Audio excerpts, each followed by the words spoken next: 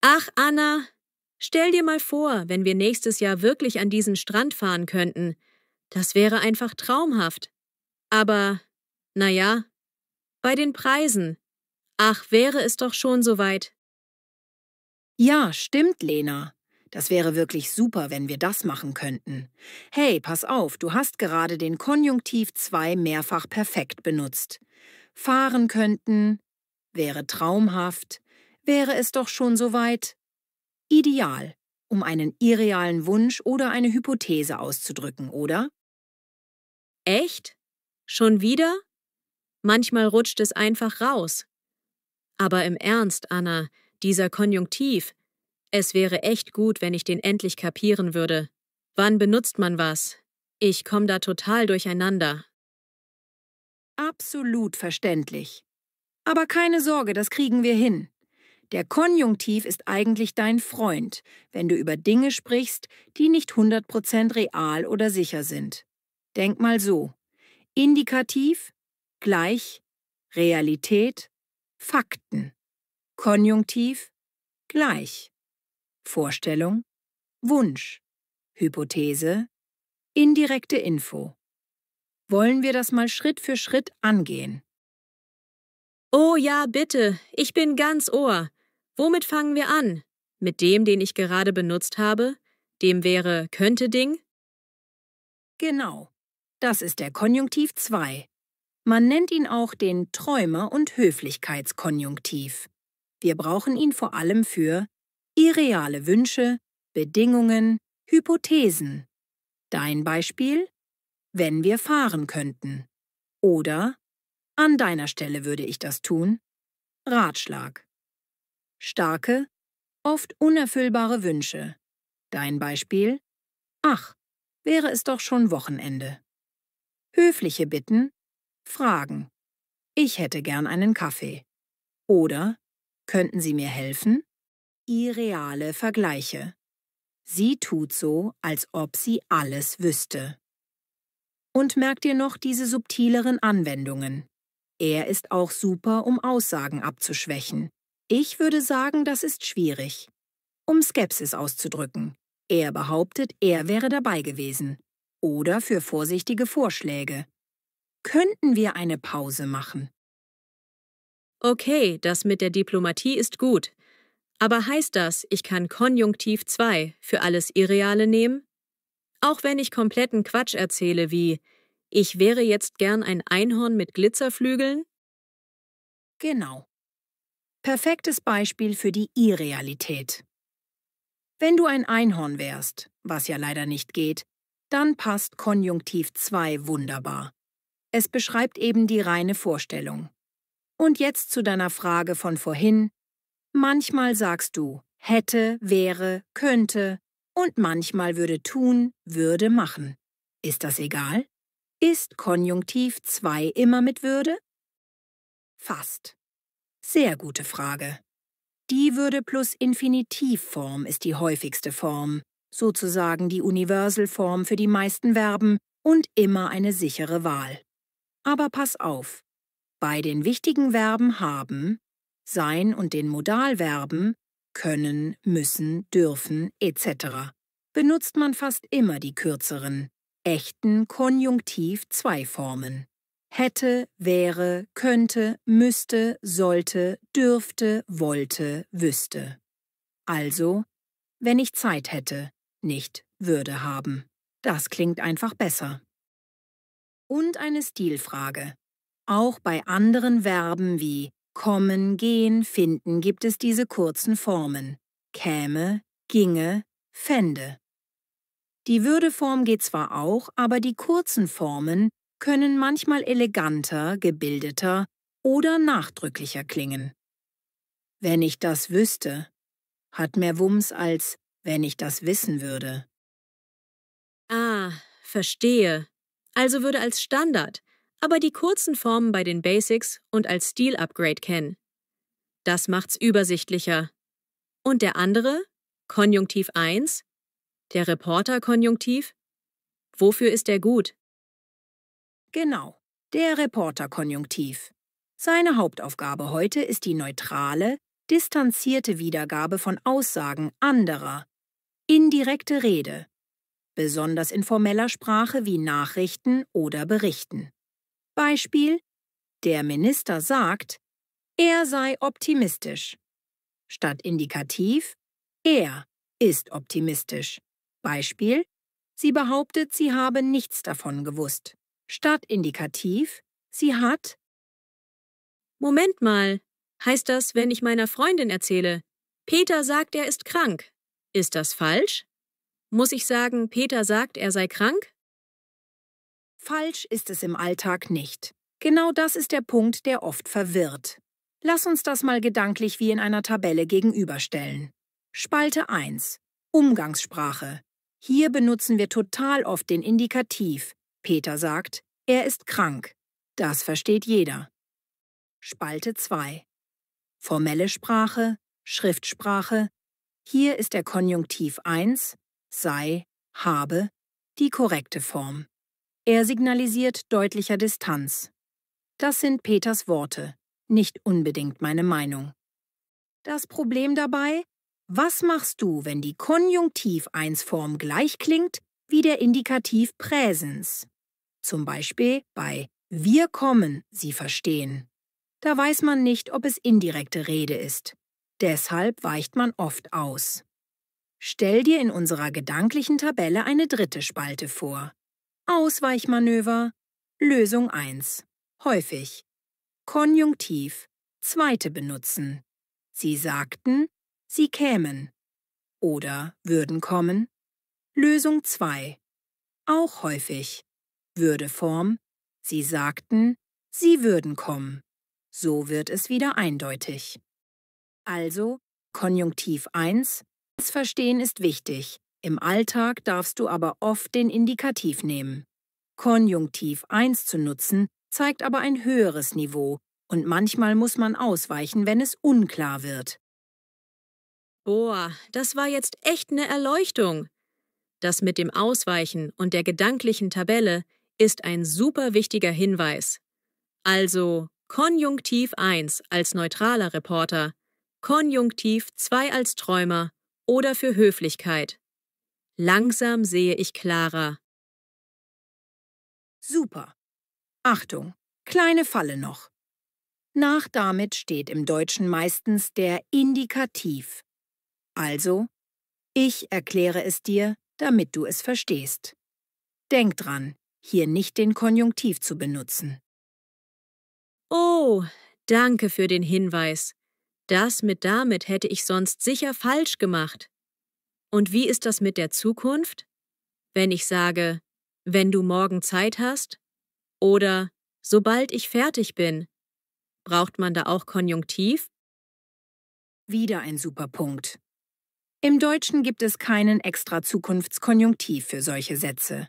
Nachkonjunktionen wie wenn, falls, sobald, die sich auf die Zukunft beziehen, nehmen wir einfach das Präsens Indikativ.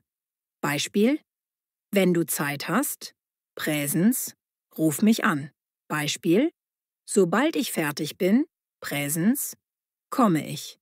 Das ist viel einfacher, oder? Ja, total. Einfach Präsens. Das ist ja mal eine Erleichterung. Und kurz noch, die Vergangenheitsformen wie habe gemacht oder hätte gemacht? Das sind der Konjunktiv perfekt. Konjunktiv 1, sei gegangen, habe gesagt. Und der Konjunktiv Plusquamperfekt. Konjunktiv 2, wäre gegangen, hätte gesagt. Die brauchst du, wenn die Handlung im Konjunktiv vor der anderen Handlung liegt. Vorzeitigkeit. Konjunktiv 1, perfekt. Indirekte Rede über Vergangenes. Er sagt, er habe das schon gestern erledigt. Konjunktiv 2, Plusquamperfekt, Irreales in der Vergangenheit. Wenn ich das gewusst hätte, wäre ich früher gekommen. Logisch, wie im Indikativ, nur im Konjunktivmodus. Okay, und die Modalverben? Die sind auch so eine Sache. Stimmt, die sind wichtig. Lass uns die mal klar gegenüberstellen, wieder wie in einer gedanklichen Tabelle. Spalte Konjunktiv 1, indirekte Rede. Die Formen sind könne, dürfe, müsse, solle, wolle, möge. Beispiel: Er sagt, er könne nicht. Spalte Konjunktiv 2. Hypothese, Höflichkeit etc. Die Formen sind könnte, dürfte, müsste, sollte, wollte. Beispiel: Ich könnte dir helfen. Der Unterschied ist wichtig.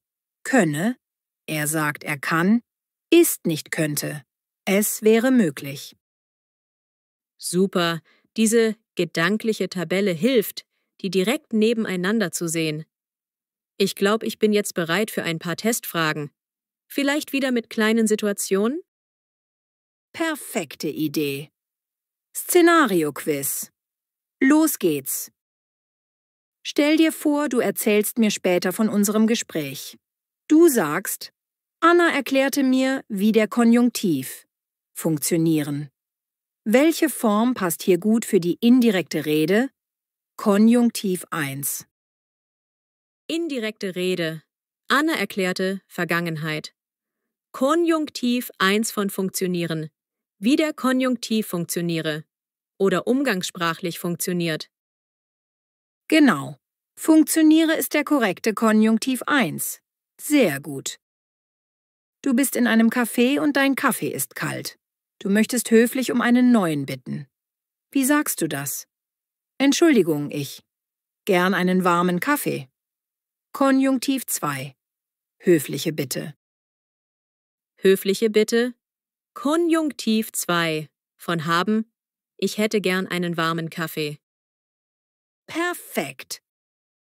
Du träumst von mehr Urlaub. Was sagst du? Ach, ich doch nur schon im Urlaub. Konjunktiv 2. Irrealer Wunsch. Irrealer Wunsch. Konjunktiv 2 von sein. Ach, wäre ich doch nur schon im Urlaub. Genau das Gefühl.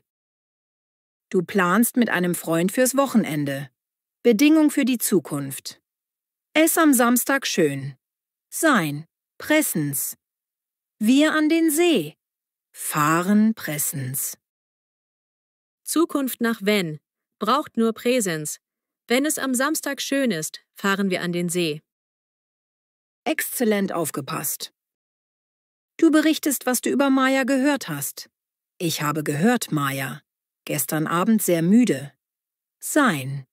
Indirekte Rede, Gerücht über Vergangenheit. Vorzeitigkeit. Okay. Gerücht über gestern Abend. Vorher. Indirekte Rede.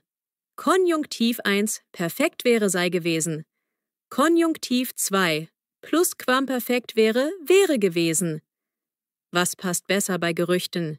Vielleicht mit sollen? Ja! Ich habe gehört, Maja solle gestern Abend sehr müde gewesen sein. Fantastisch. Genau solle plus Infinitiv perfekt ist typisch für Gerüchte über die Vergangenheit. Super gemeistert. Juhu! Ich glaube, es dämmert. Meine neue Eselsbrücke war ja Onjunktiv 2 wäre, hätte, würde.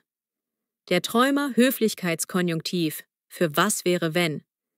Wünsche, Bitten, auch zur Abschwächung. Konjunktiv 1 sei, habe, könne. Der Reporter-Konjunktiv für neutrale, indirekte Wiedergabe, vor allem formell, oft im Indikativ ersetzt oder bei Unklarheit durch Konjunktiv 2 würde. Zukunft nach wenn, sobald. Einfach Präzenz. Kein Stress. Die ist super. Besser kann man es kaum zusammenfassen. Vielleicht helfen dir auch noch diese kleinen Merksätze als Eselsbrücken. Denk bei Konjunktiv 1 an, ich sei der Zeuge. Du zitierst also neutral wie ein Zeuge vor Gericht. Und bei Konjunktiv 2 an, ich träume, hätte ich doch. Für die Wünsche und alles Hypothetische. Das ist die Essenz. Und ein ganz wichtiger Punkt nochmal zur Klarheit.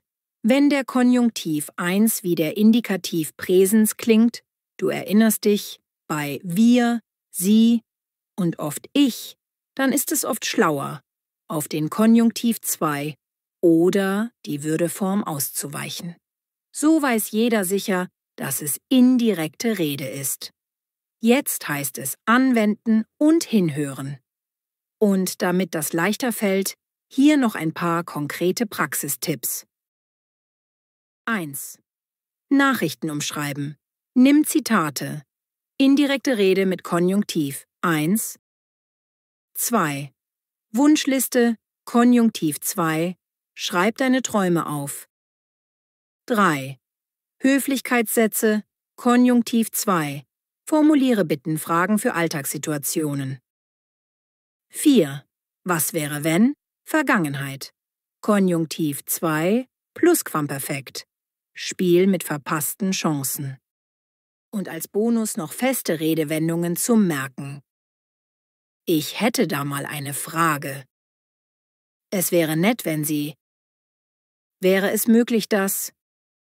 Man könnte meinen, dass. Ganz zu schweigen davon, dass. Konjunktiv 1. Schweige. Super. Aufgaben und Sätze zum Einprägen. Das war Gold wert. Und nächstes Mal nehmen wir uns das Passiv vor, ja? Wurde gemacht gegen ist gemacht? Abgemacht. Das Passiv wird unser nächstes Projekt. Das schaffen wir auch. Super, ich freue mich drauf. Toll. Und ihr da draußen? Ist der Konjunktiv jetzt klarer? Wir hoffen, dieses Video habe euch geholfen. Schreibt uns einen Satz im Konjunktiv 2, einen Wunsch oder eine Hypothese und einen Satz mit Konjunktiv 1, indirekte Rede, in die Kommentare. Zeigt uns euer Können. Wenn euch das Video gefallen hat, gebt uns einen Daumen hoch, abonniert den Kanal und aktiviert die Glocke, damit ihr das Video zum Passiv nicht verpasst. Und noch ein letzter Gedanke, Lena. Und auch für euch zu Hause. Keine Sorge, wenn nicht alles sofort perfekt sitzt. Den Konjunktiv wirklich in allen Nuancen zu meistern, ist ein längerer Prozess, selbst für fortgeschrittene Lerner. Das Wichtigste ist, dran zu bleiben und immer weiter zu üben. Aber mit dem Wissen von heute habt ihr das beste Rüstzeug dafür. Danke fürs Zuschauen und bis zum nächsten Mal. Tschüss und habt einen schönen Tag.